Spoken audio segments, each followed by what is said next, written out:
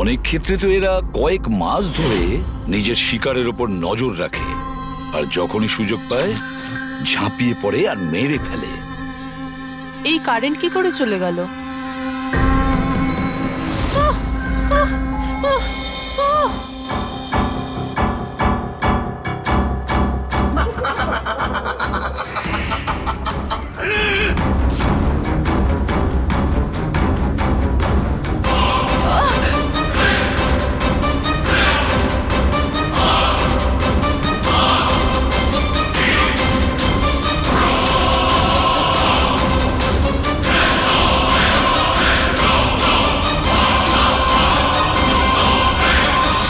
ওহ god, এই কারেন্টটা এখনই যাওয়ার ছিল।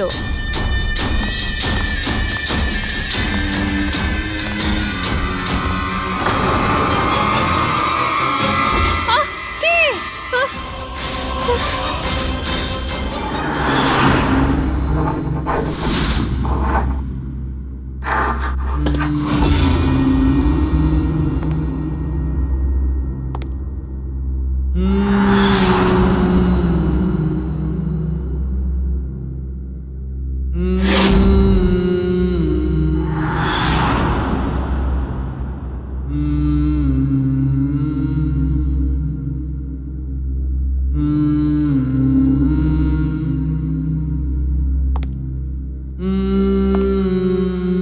অনেকবার দেখা গেছে খুনিরা ভিকটিমের জিনিসও সঙ্গে নিয়ে গেছে।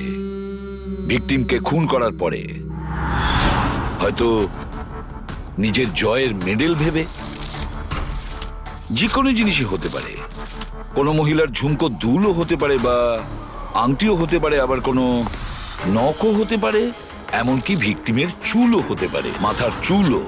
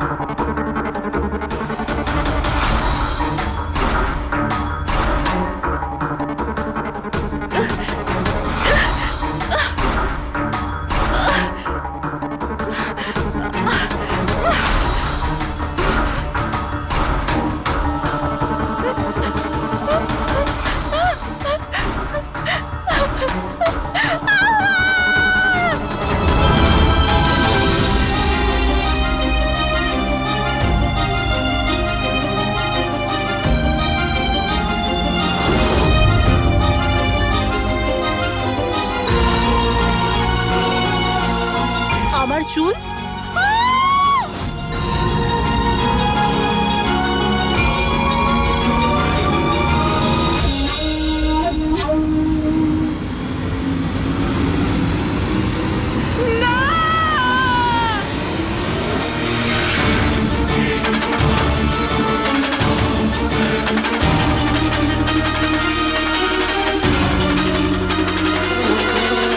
সিরিয়াল কিলার্স এরা সবসময় একা থাকতে পছন্দ করে। ওদের কোনো বন্ধু হয় না, তাই অন্যদেরকে, এমন লোকেদেরকে এড়িয়ে চলতে হবে যাদের হাব ভাব বা চাল চলনে একটু অন্যরকম, কিছু অদ্ভুত ধরনের আচরণ দেখা যায়। তা সত্ত্বেও ব্যাপারটা হলো, সিরিয়াল কিলার থেকে বাঁচতে হলে আমাদেরকে সাবধানে থাকতে হবে।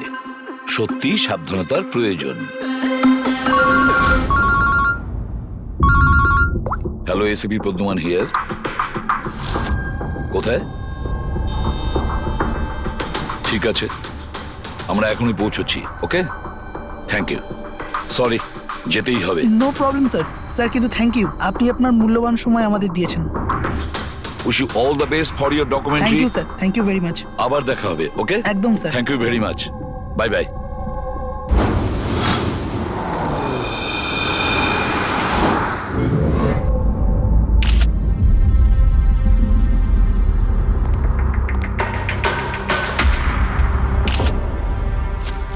নিয়ে যাও। সালুকে দেখে কি মনে হচ্ছে?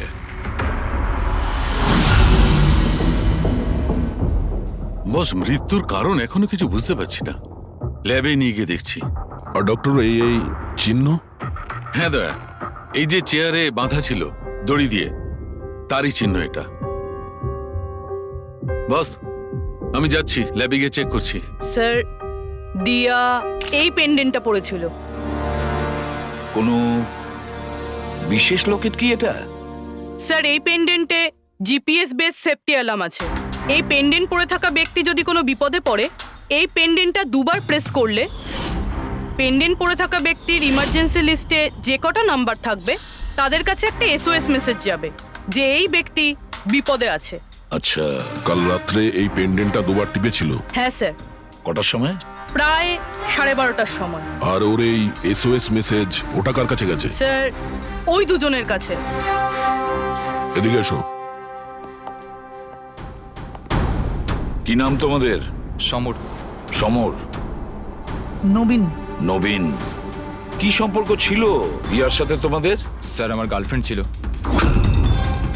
স্যার আমার কলেজের বন্ধু। যখন দিয়া তোমাদের এসওএস মেসেজ করলো তখন তোমরা কিছু করনি কেন? হ্যাঁ স্যার, এটার জন্য আমারও আফসোস হচ্ছে যে আমি ফোনটা সাইলেন্ট কেন রেখেছিলাম। যদি আমি ফোনটা সাইলেন্ট না রাখতাম, স্যার, আজ দিয়া বেঁচে থাকতো। ফোন সাইলেন্ট ছিল। আর তোমার নবীন, তোমার ফোনটাও সাইলেন্ট মোডে ছিল? না স্যার, স্যার আমি শুয়ে পড়েছিলাম আর আমি বুঝতেই পারিনি কখন আমার ফোনের ব্যাটারি ডেড হয়ে গেছিল। আশেপাশের ঘটনা থেকে আমি ওকে এই পেন্ডেন্টটা এনে দিয়েছিলাম, কিন্তু লাভ কি হলো যখন এটা কোনো কাজেই এলো না।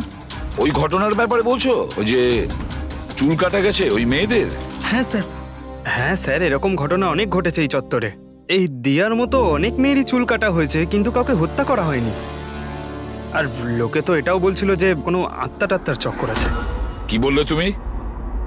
ভূত, আত্মা? আমি বলছি না স্যার, লোকেরা বলছে। স্যার, এই এলাকার সব মেয়েরা বেশ আতঙ্কিত রয়েছে। সূর্য ডোবার আগেই নিজেদেরকে বাড়িতে বন্দি করে নেয়। কিছু মেয়েরা তো নিজেরাই নিজেদের চুল কেটে ফেলেছে, আর অনেকে সাধু আর জ্যোতিষীদের কাছে যাওয়া শুরু করেছে। তারা মনে করছে এই সাধুদের আশীর্বাদে এই সমস্ত অলৌকিক শক্তির হাত থেকে রক্ষা পাবে। এটা কোনো অশুভ শক্তির কাজই নয়, এটা কোনো মানুষই করেছে। মানুষই করেছে এটা। স্যার, হ্যাঁ ইন্সপেক্টর সুশীল এই কেসটারই তদন্ত করছেন। হ্যাঁ, সুশীল বাবু বলুন। স্যার, কিছু বুঝতে পারছি না। এ প্রচুর মেয়ের চুল কেটেছে, কিন্তু মেরেছে শুধু একজনকেই। শুধু একটা মেয়েকেই মেরেছে? হ্যাঁ, কি বলতে চাইছেন আপনি? আরো মেয়েদের মারা উচিত ছিল? আমাদের লজ্জা করা উচিত। আমাদের থাকা সত্ত্বেও একটা মেয়ের জীবন চলে গেছে। যত তাড়াতাড়ি সম্ভব ধরতে হবে, অন্য কোনো নিরীহ মেয়ের মৃত্যু হওয়ার আগেই। বুঝেছেন আপনি? স্যার। পুরো ডিটেলসটা চাই আমার, যত তাড়াতাড়ি সম্ভব। যান। স্যার। স্যার, হ্যাঁ ফেডরিক। এই নিন এই পুরো কাণ্ড কারখানার সমস্ত ফাইল। ইন্সপেক্টর সুশীল এই মাত্র পাঠিয়েছেন। কটা ফাইল পাঠিয়েছে? 8টা। দয়া, অভিজিৎ, ফাইলগুলো ভালো করে স্টাডি করো, চেক করো, দেখো। আর প্রত্যেকটা মেয়ের সাথে কথা বলে দেখো, জিজ্ঞাসা করো ওদের সাথে কি করা হয়েছে। দিয়া ছাড়া আর কোনো মেয়ের যেন প্রাণ না যায়। অদিতি, আপনি বলেছিলেন যে আপনি বিছানায় বসে লাইট অফ করেছিলেন, তারপর কি হয়েছিল? স্যার, হঠাৎ করে একটা জোরালো আলো আমার চোখে পড়লো, আর তারপরে কি হলো আমার কিচ্ছু মনে নেই। আমার শুধু ওই উজ্জ্বল আলো মনে আছে, তার বেশি আর কিচ্ছু নয়। আচ্ছা, তারপরে কি হয়েছিল? ঘরের আলো বন্ধ হয়ে যাওয়ার পর আমার চোখে একটা জোরালো আলো পড়লো, আর তারপর আমি আর কিছু দেখতে পাচ্ছিলাম না। আমার চোখ একদম ধাঁধিয়ে গেছিল। আচ্ছা, জ্ঞান ফিরে আসার পরে কি হয়েছিল? যখনই আমার চোখটা খুললো, আমি দেখলাম কেউ আমার চুল কেটে নিয়েছে। আমি চেঁচালাম আর তারপর আমি পুলিশকে কল করলাম। হ্যাঁ স্যার, আমিও একটা খুব জোরালো আলো দেখেছিলাম। যেরকম টিভিতে দেখেছিলাম সব মেয়েদের সাথে হয়েছে, ওরকম আমার সাথেও হয়েছে। ওই ভূতটা আমার চুল সব কেটে দিয়েছে। ভূত নয়, অপরাধী। এই এই আপনার হাতে কি রয়েছে? স্যার, আমার চুল। আপনার চুল? ও অপরাধী তোমার চুল কেটে নিজের সঙ্গে নিয়ে যায়নি? না তো।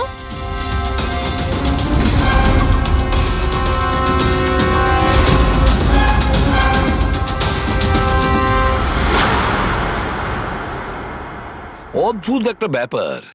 এই আসামি যে যে মেয়ের চুল কেটেছে সেই চুলগুলো নিজের সঙ্গে নিয়ে গেছে, কিন্তু এই 4টে মেয়ের চুল কেটে চুলগুলো বাড়িতেই ফেলে গেছে। এটা কেন আসামি করলো আর কেন? স্যার হতে পারে যে ওদের ওপর হামলা হয়নি, ওরা এগুলো এই নিউজে দেখেছে, তাই পাবলিসিটির জন্য এমন ভাব দেখাচ্ছে যে ওদের ওপরেই হামলা হয়েছে। স্যার দুটো মেয়ের মানসিক অবস্থা খুব একটা ভালো নেই। ওদের ভুল ধারণা হয়েছিল ওদের সঙ্গে এরকম কিছু হয়েছে, কিন্তু সেরকম কিছু হয়নি। তার মানে শুধু 4টে মেয়ের ওপরে হামলা হয়েছে? অদিতি, বাণী, চিত্রা আর ঈশা। Yes sir. একটা কাজ করি আমরা আবার নতুন করে শুরু করি যেখান থেকে এসব শুরু হয়েছিল। ক্রাইম লোকেশনের ফটোগ্রাফ, প্রমাণ যা কিছু পাওয়া গেছে ওখান থেকে সব কটা ভালো করে চেক করো দ্বিতীয়বার। কিছু না কিছু আমরা নিশ্চয়ই ছেড়ে গিয়েছি যেটা এবারে আমরা পাবো।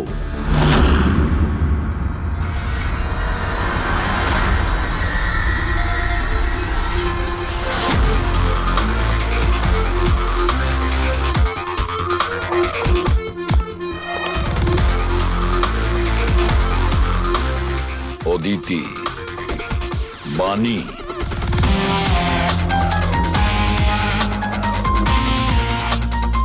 চিত্রা, ঈশা।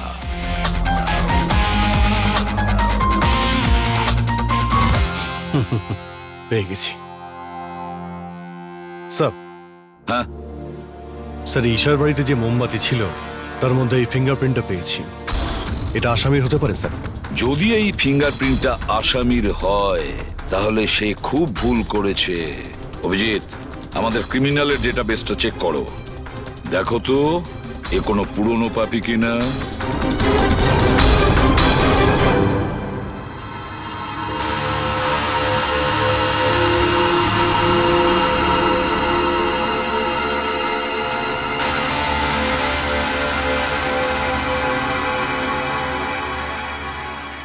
স্যার, হ্যাঁ বলো। স্যার এ তো পুরনো পাপি, কিন্তু 17 বছর বয়স। 17 বছরের? হ্যাঁ স্যার, এই 17 বছরের বাচ্চাটা কুনাল। আর কয়েক মাস আগেই মদ খাওয়ার অপরাধে আন্ডারেজ ড্রিঙ্কিং এর জন্য একে গ্রেপ্তার করা হয়েছিল। মাত্র 17 বছরের ছেলে এইসব কাজ করছিল? এটা তো ওর সাথে দেখা করলেই জানা যাবে। এমনিতে তো সিরিয়াল কিলাররা অ্যাডিকশনের মধ্যেই থাকে, নেশা করে, ড্রাগস নেয়। এ থাকে কোথায়? স্যার, এ চুনাপট্টিতে থাকে। চুনাপট্টি? তাহলে আর দেরি কেন, দেখা করে আসো ওর সাথে চুনাপট্টিতে। বিশ্বাসই হচ্ছে না, একটা 17 বছরের ছেলে এইসব কাজ করছে কি করে?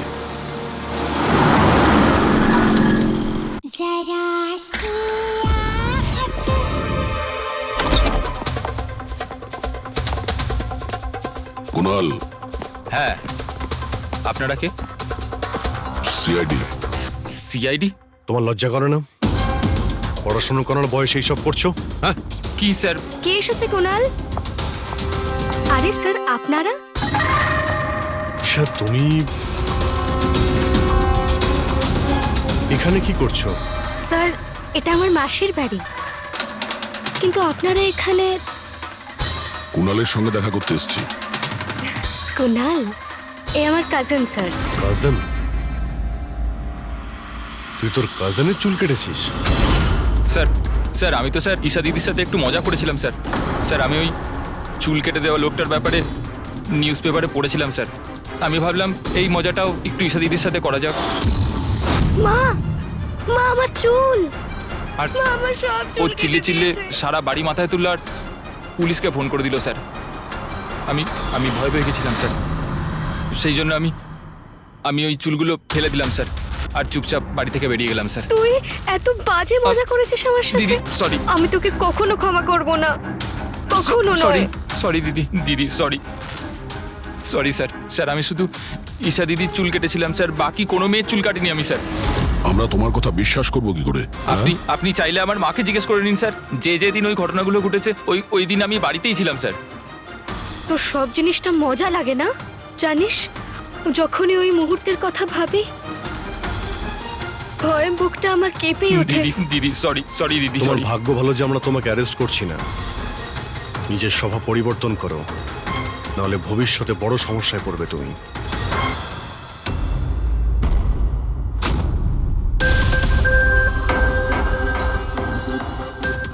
সমস্ত সিরিয়াল কিলার বা সিরিয়াল অ্যাটাকার নিজের ভিকটিমকে একটা প্যাটার্নে চুজ করে। হ্যাঁ, ঠিকই বলেছো দয়া।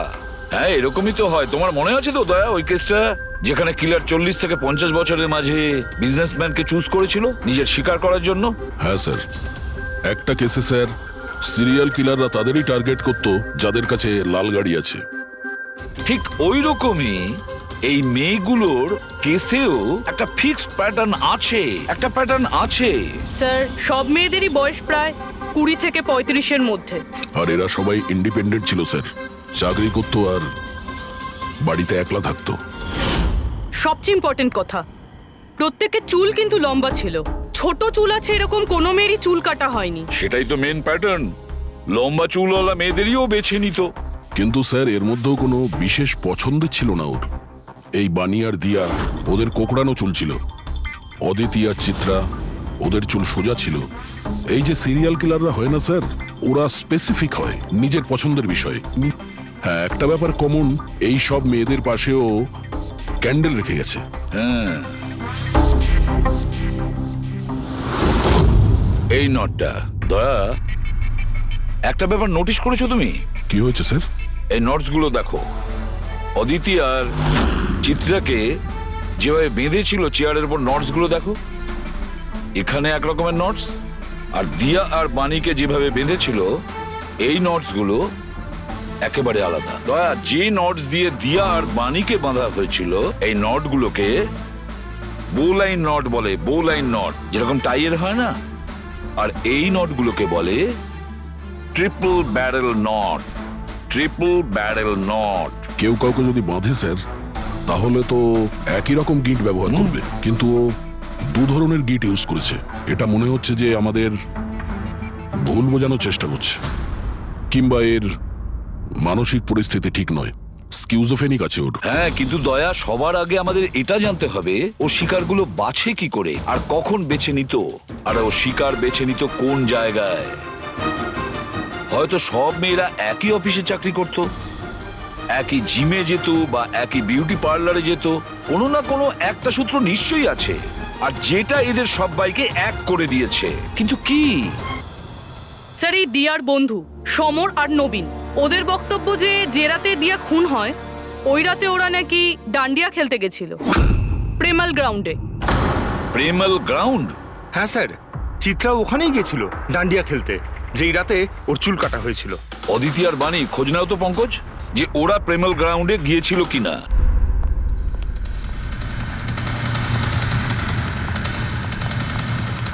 হ্যাঁ বস, ওই মেয়েটির মৃত্যু গলা টেপার কারণে হয়েছে।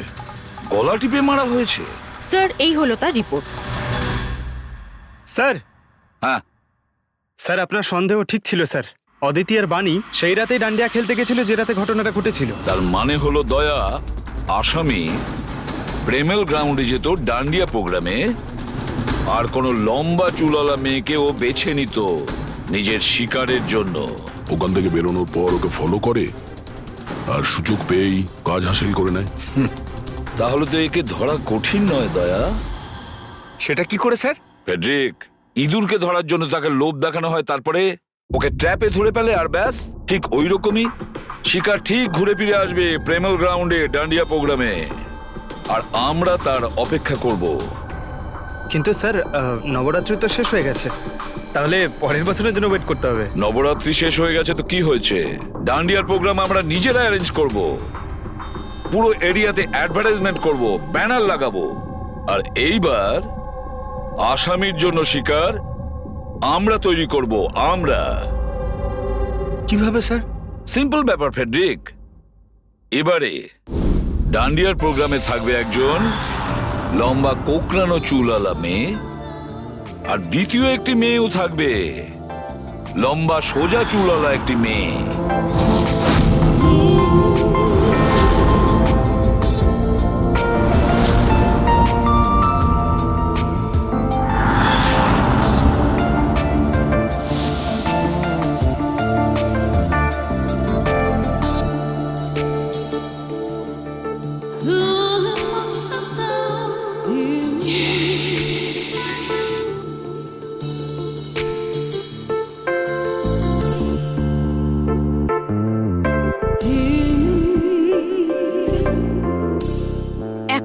নকল চুলের এক্সটেনশন আসল বলে মনে হচ্ছে।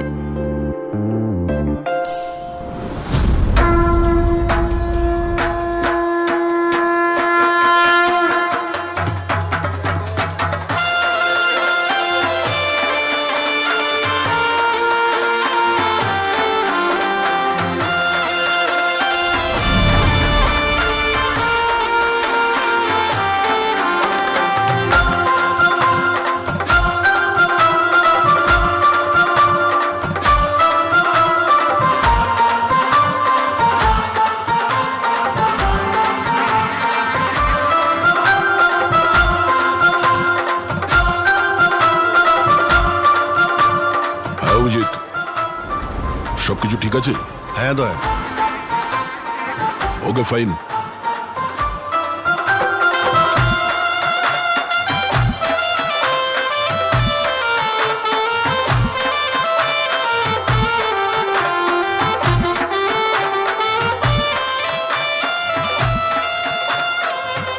High ma'am. হাই। ওয়াও, আপনি তো খুব সুন্দরী। আপনার মেকআপ খুব সুন্দর হয়েছে। স্পেশালি আপনার কার্লি হেয়ার খুব সুন্দর লাগছে। Thank you. You welcome.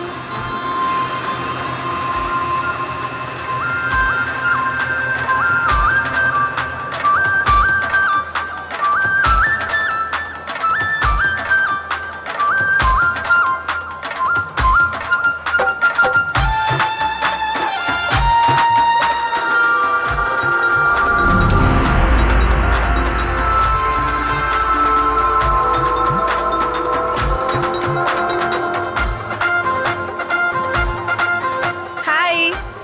High. আপনার ড্রেসটা খুব সুন্দর। Thank you. তোমার ড্রেসটাও খুব সুন্দর। Oh thank you. তবে আপনার চুলটা খুব সুন্দর। স্ট্রেট করিয়েছেন নাকি ন্যাচারালি এরকম? প্রকৃতির দান এটা। ও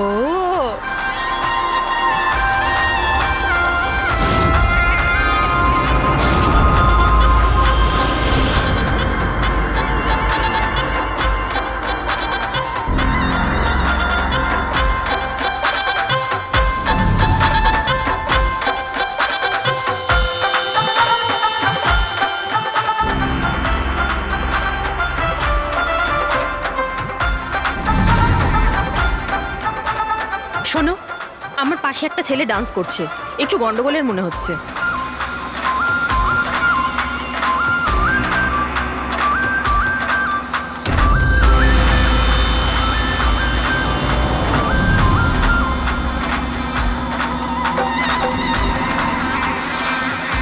হ্যাঁ সারিকা, কোথায় ও? আমার পাশেই ছিল। এখানে ছিল, তাহলে গেল কোথায়?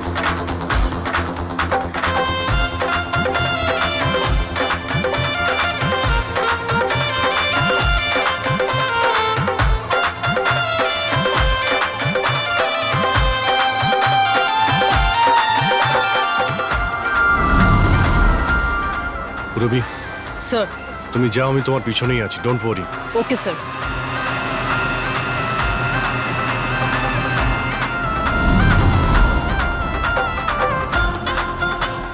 হ্যাঁ অভিজিৎ, আমি রবির পিছনে যাচ্ছি, তুমি সারিকার পিছনে থেকো। ওকে, আমি সারিকার পেছনে যাচ্ছি। ওকে।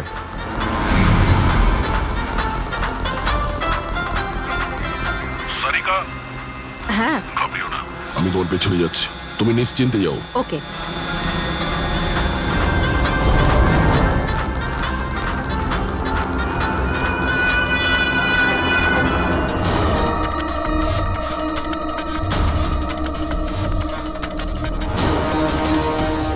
ওফো, এখানে তো কোনো অটো বা ট্যাক্সি কিছুই পাচ্ছি না। মনে হচ্ছে বাড়ি পায়ে হেঁটেই যেতে হবে।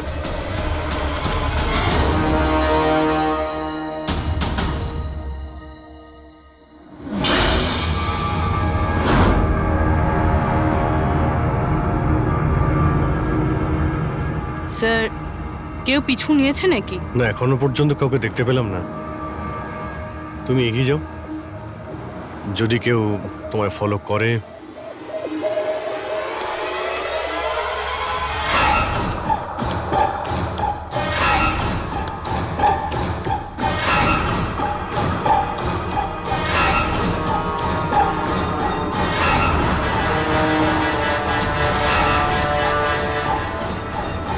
দয়া, আমার মনে হয় কেউ আমাকে ফলো করছে। কাউকে দেখতে পাচ্ছ? না সারিকা, অল ক্লিয়ার। ওকে।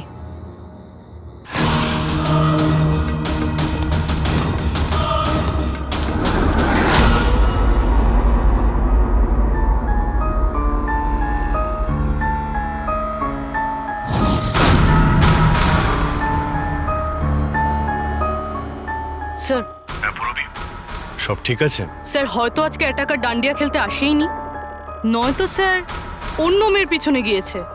দেখা যাক, আর একটু অপেক্ষা করি।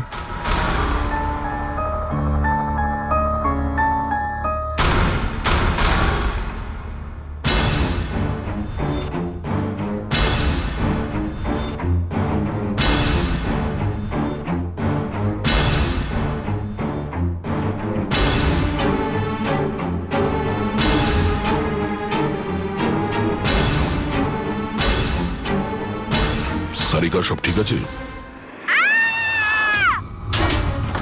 সারিকা, কি হলো? মনে হচ্ছে সারিকার উপর অ্যাটাক হয়েছে। সারিকার উপরে অ্যাটাক হয়েছে পুরবি, আমি ওখানে যাচ্ছি। স্যার আমিও আসছি। আয়!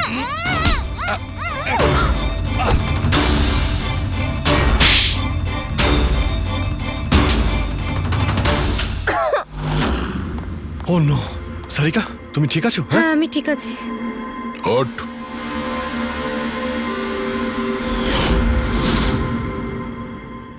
আরে, এ তো ওই ছেলেটা যে ওখানে ছিল।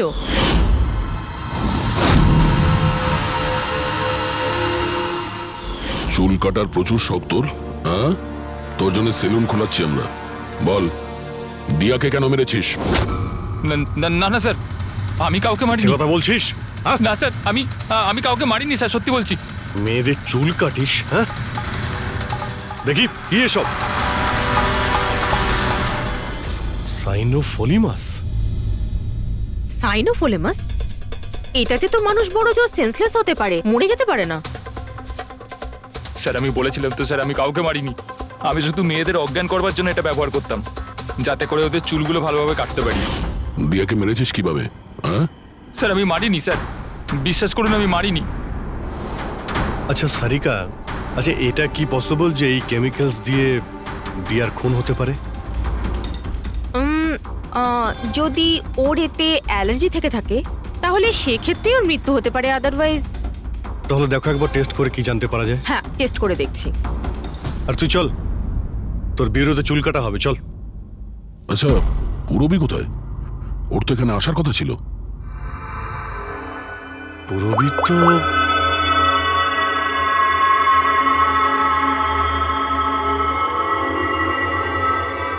ও তো ফোন তুলছে না। পুরবি, ল্যান্ডলাইনে ট্রাই করো।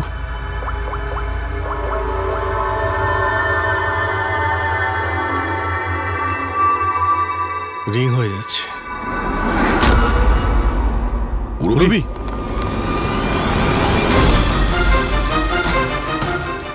পুরবি, আচ্ছা অপরাধী তো আমাদের সঙ্গে ছিল, তাহলে এগুলো করলো কে? তার মানে দুজন রয়েছে, আর দুজনে একই রকমের অপরাধ করছে। রবি, রবি ঠিক আছো? কি হয়েছিল? স্যার ঠিক ওই রকমই হয়েছে। প্রথমে বাড়ির লাইট চলে গেল, আর তারপর আমার চোখে একটা তীব্র আলো পড়লো, আর আমি অজ্ঞান হয়ে গেলাম। কি? কিন্তু স্যার এই সব কিছু কিন্তু একটা মেয়ে করছিল। মহিলা? ওখানে ছেলে আর এখানে মেয়ে, ব্যাপারটা কি? কোনো ব্যাপার না, চুল তো কেটে নিয়েছে, এবার এই কাটা চুল দিয়েই ওকে আমরা খুঁজে বের করব।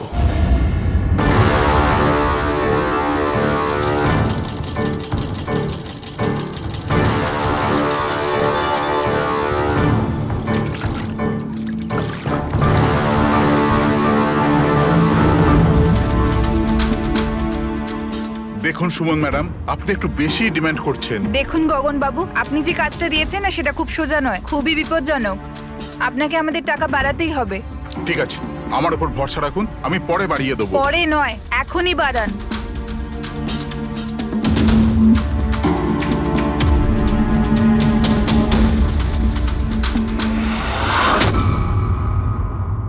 এটা কি গগন স্যার?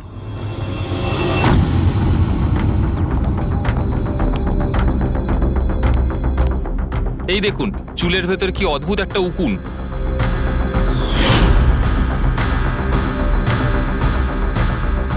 আগে কখনো এরকম উকুন দেখিনি। আর দেখবেও না, কারণ এই উকুনগুলো সিআইডির হয়ে কাজ করে, আর এর নাম হলো মাইক্রোস্কোপিক ট্র্যাকিং ডিভাইস। আর এই জন্যই আমি তোমাকে আমার চুল কাটতে দিয়েছি, যাতে এটার সাহায্যে এখানে পৌঁছতে পারি আর জানতে পারি আসলে ব্যাপারটা কি।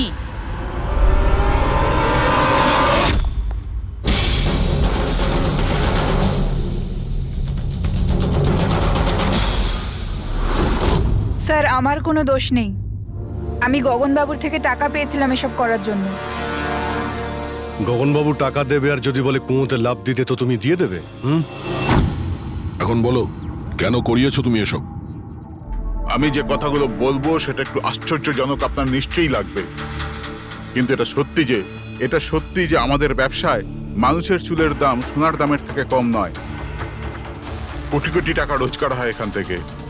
উইক্স, হেয়ার এক্সটেনশন, নকল আইল্যাশেস, ফার্টিলাইজার আর অ্যামিনোসিডের মতো প্রচুর জিনিস তৈরি হয়। স্যার আপনি ভাবতেও পারবেন না যে এই চুল দিয়ে কি কি তৈরি করা যায়। হ্যাঁ ঠিক আছে ঠিক আছে, তুমি অনেক জ্ঞান দিয়েছো, কাজের কথা এসব কেন করছিলে? এই পুরো শহরে এই একটাই ফ্যাক্টরি আছে যে হেয়ার প্রসেসিং এর কাজ করে। সবকিছুই ঠিকঠাক চলছিল, কিন্তু হঠাৎ এই মানুষের চুলের সাপ্লাই কমে গেল। এই শহরের মেয়েদের মনে হঠাৎ করে এই ধারণাটা কি করে চলে এলো যে চুল বড় করতে হবে, আর সবাই চুল বড় করতে লাগলো। এই সময় আমি ভাবলাম যে কিছু একটা এরকম প্ল্যান করতে হবে যাতে এই মেয়েরা নিজে থেকেই চলে আসবে নিজেদের লম্বা চুল ছোট করবার জন্য। তাই তুমি ভাবলে যে এমন একটা ভয় তৈরি করা যাক শহরে, যাতে মেয়েরা ভয় পেয়ে গিয়ে নিজেই নিজেদের চুল কেটে ফেলে, হ্যাঁ? আর তোমার জন্য লাভই লাভ। হ্যাঁ, আর সেই জন্যই এই কাজের জন্য আমি দুজন লোককে রেখেছিলাম, সুমন আর রাজু। স্যার আমরা দুজন ডান্ডিয়াতে গিয়ে লম্বা চুলওয়ালা মেয়েদের খুঁজি, আমি স্ট্রেট চুলওয়ালা মেয়েদের, আরও কার্লি চুলওয়ালা মেয়েদের। আমরা ওদের পিছু নিয়ে ওদের বাড়ি অবধি যাই। 800 লুমিনের জোরালো আলোর ফ্ল্যাশ লাইট ওদের চোখে আমরা ফেলি, তারপরে আমরা কেমিক্যাল দিয়ে ওদের অজ্ঞান করি, ওদের চুল কাটি, তারপর আমরা ওখান থেকে পালিয়ে যাই। ঠিক আছে, এটা তো বুঝলাম কেন আর কিভাবে করতে, কিন্তু এইসব করতে গিয়ে দিয়াকে খুন করলে কেন? স্যার আমি মারিনি ওকে, জানি না কি করে মারা গেল। হয়তো সেই সমস্ত কেমিক্যালের জন্য যা দিয়ে তোমরা মেয়েদের অজ্ঞান করতে। হয়তো ওই কেমিক্যালের জন্য ওর অ্যালার্জি হয়, আর তাতেই ওর মৃত্যু ঘটে। স্যার আমি কি করে জানবো যে ওর অ্যালার্জি ছিল? আর এরকম আপনারা আমায় মিথ্যে খুনের মামলায় গ্রেফতার করতে পারেন না।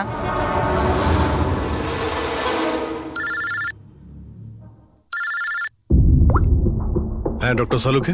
অভিজিৎ, আমি ওই মেয়েটার বডিটা টেস্ট করেছিলাম। ভাই, ওর তো জেলোফলিমাস নামের কেমিক্যালের কোনো অ্যালার্জি নেই। অভিজিৎ, দিয়ার মৃত্যু হয়েছে গলা টেপার কারণে। আরো একটা কথা, আমি ওর ফুসফুসের মধ্যে একটা ফাইবারের টুকরো পেয়েছি, কোনো কাপড়ের ফাইবার। তার মানে এটা পরিষ্কার যে কেউ কোনো কাপড় দিয়ে অথবা কোনো বালিশ দিয়ে ওর মুখটা চেপে ধরেছিল, সেই কারণে ওর নিঃশ্বাস বন্ধ হয়ে গেছে আর মারা গেছে। তার মানে দিয়ার চুল কাটার পরে আর আমাদের পৌঁছানোর আগে অন্য কেউ নিশ্চয়ই ছিল দিয়াদের বাড়িতে, যে দিয়ার মুখটা বালিশ দিয়ে চেপে ধরেছিল আর দিয়া মারা যায়। মানে খুনির এই চুল কাটার সঙ্গে কোনো সম্পর্কই নেই? হ্যাঁ পঙ্কজ, এই খুনি অন্য কেউ। খুনি ওদের দুজনের মধ্যেই কেউ একজন, ওদের দুজনের মধ্যে যাদের দিয়া SOS মেসেজ পাঠিয়েছিল। সমর, তোমার মোবাইল ফোনটা সাইলেন্ট মুডে ছিল, এই জন্য দিয়ার পাঠানো SOS মেসেজ তুমি দেখতে পাওনি। হ্যাঁ স্যার। আর নবীন, তোমার ফোনের ব্যাটারি চলে গেছিল, তাই তো? Right sir. মিথ্যে। স্যার আমরা মিথ্যে কথা কেন বলবো স্যার? তাহলে কি মোবাইল কোম্পানি মিথ্যে কথা বলছে? হ্যাঁ, এটা ওদেরই রিপোর্ট। এই রেকর্ড অনুযায়ী পরিষ্কার বোঝা যাচ্ছে যে তোমরা দুজন তোমাদের বাড়িতে ছিলে না। স্যার আমি আমার বাড়িতেই ছিলাম স্যার। আবার মিথ্যে বলছো তুমি?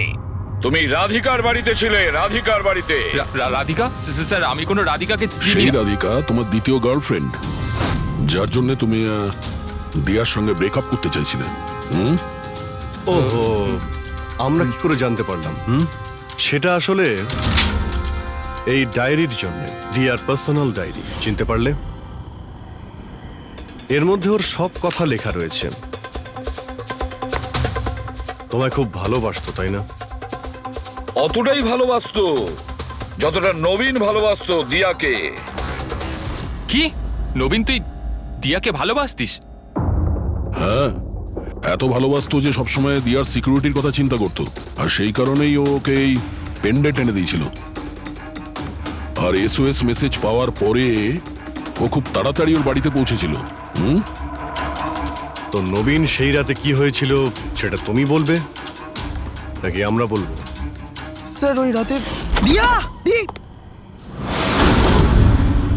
দিয়া দিয়া দিয়া ওঠো, দিয়া জল, দিয়া দিয়া দিয়া ওঠো, দিয়া দিয়া তুমি ঠিক আছো? দিয়া এসব কে করেছে? তোমাকে কে বেঁধেছে? সমর কোথায়? কি বললে তুমি? সমর কোথায়? আমি আমার সব কাজ ছেড়ে তোমার কাছে ছুটে চলে এলাম, আর তুমি এখন বলছো সমর কোথায়? SOS মেসেজ তো ও পেয়েছে, তাহলে ও সাহায্য করতে কেন এলো না যখন তোমার ওকে সব থেকে বেশি প্রয়োজন? দিয়া শোনো, যদি এই দুনিয়ার সব থেকে বেশি কেউ তোমায় ভালোবাসে, তবে শুধু সেটা আমি, আর কেউ নয়, সমরও নয়।